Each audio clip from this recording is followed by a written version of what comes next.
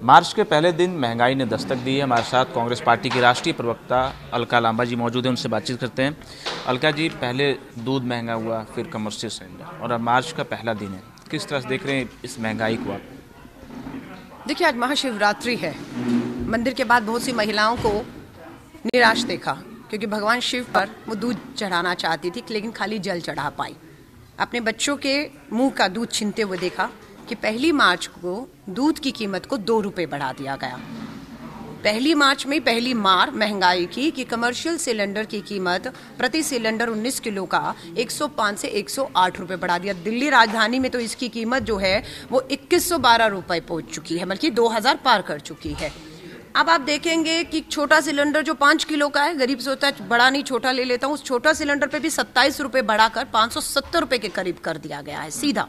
ये लगातार बार है। हमारे जो आप देखेंगे जीडीपी के आंकड़े 3% डुबकी लगा चुका है। सितंबर में जो 8.3 था हमारा विकास दर, वो 5.4 पर आ गया। 3% का विकास दर ने गोता। विकास नहीं हो रहा है। जब विकास नहीं होगा तो आप समझ जाइए सीधा जोड़ता है इसको रोजगार से। जब रोजगार ही नहीं है तो विकास कहाँ से होगा? विकास नहीं हो रहा तो बेरोजगारी बढ़ रही है। ये सरकार सिर्फ लूटने में लगी हुई है। दिसंबर 2021 तक लगभग पेट्रोल डीजल से सीधे जेब में जबरन डाका डाल के 25 लाख करोड़ कमा चुकी है। खर्च कहाँ किया है नहीं मालूम है। एक एक हिसाब आज देश इनसे मांग रहा है।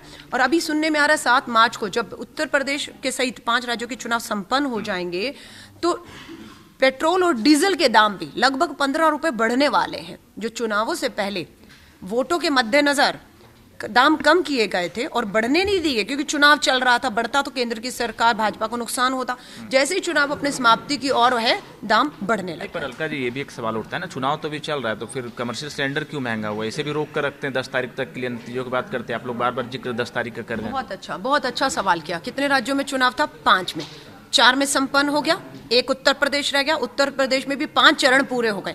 अब जो अंतिम 2 चरण बचे हैं, इसमें भाजपा को पता है एक भी सीट आने वाली नहीं और बुरी तरह ये हार की तरफ जा रहे हैं। इसलिए उनको पता है अब रोके ना रोकें फर्क नहीं पड़ता, जनता उन्हें पूरी तरह हरा रही है। इसीलिए अब यहाँ पर आकर उन्होंने वापसी चुनाव के बाद जो है उगाही करने का काम शुरू कर दिया। 1 मार्च को ही सीधा 105 रुपए कमर्शियल, 27 रुपए 5 किलो के सिलेंडर पर, 2 रुपए दूध में। अभी आप देखिएगा जब पेट्रोल डीजल के दाम दोबारा ये बढ़ेंगे तो आपको सीधा देखेंगे जो खुदरा हमारा है, हमारे खाने की चीजें हैं, तेल है, वो और महंगा होने वाला है। और आपको पता है ये सब महामारी के बीच, महंगाई और बेरोजगारी के बीच में आप जख्मों को कुरेदने का काम कर रहे हैं और हम उम्मीद करते हैं कि आप मलहम लगाएंगे।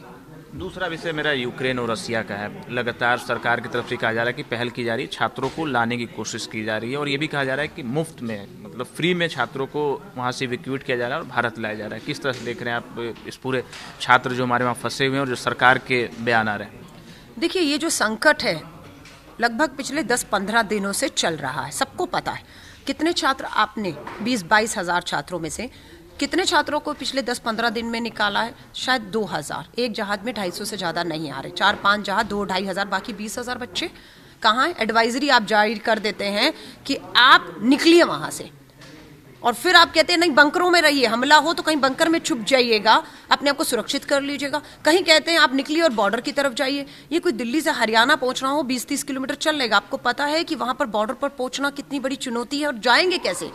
आपने कोई साधन दिए हैं उन्हें? आपके मंत्री अब आप भेज रहे हैं, जब दबाव पूरा देश का आपके ऊपर बन चुका है कि आपके मंत्री जो है वो जो बॉर्डर है वहां तक जाएंगे। आपके मंत्री राजधानी तक क्यों नहीं जाएंगे? क्यों नहीं जाएंगे राजधानी तक?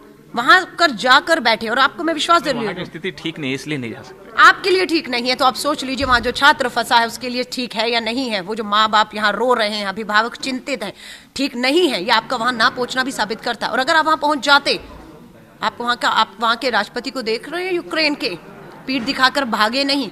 उससे पहले एक देश के राष्ट्रपति पीठ दिखाकर भाग गए थे अपने देश पे जब आपदा आई। ये प्रधानमंत्री वहां पर सेना की वर्दी में बैठता है और आपके नेता हिम्मत नहीं दिखा पा रहे कि अंदर जाकर बैठ जाएं और तब तक बैठे जब तक एक एक भारतीय छात्र अपने घर, अपने माँ बाप के पास सुरक्षित नहीं पहुंच जाता। आपको अपनी चिंता सुरक्षित नहीं है तो आप सोच लीजिए वहां को जो छात्र है वो कितना असुरक्षित और कितना चिंता में है, भूखा है, प्यासा है। आप कह रहे हो कि वहां पर जाकर आप एटीएम की लाइन देखिए, आप वसूली पर उतर आए, आपदा में अवसर देख लिया।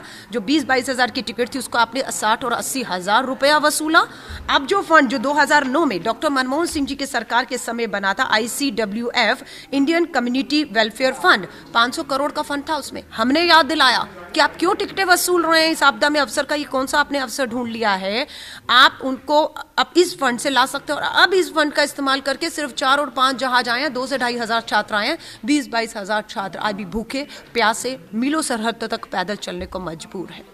बहुत शुक्रिया भारत समाचार को समय देने के लिए। साफ तौर पर कहना है कि 10 मार्च का इंतजार कीजिए, महंगाई और बढ़ेगा और छात्रों को जल्द से जल्द यूक्रेन से भारत सरकार को वापस लाने की पहल करनी चाहिए। कैमरामैन रोहित के साथ रवि सर्राफ, भारत समाचार, दिल्ली।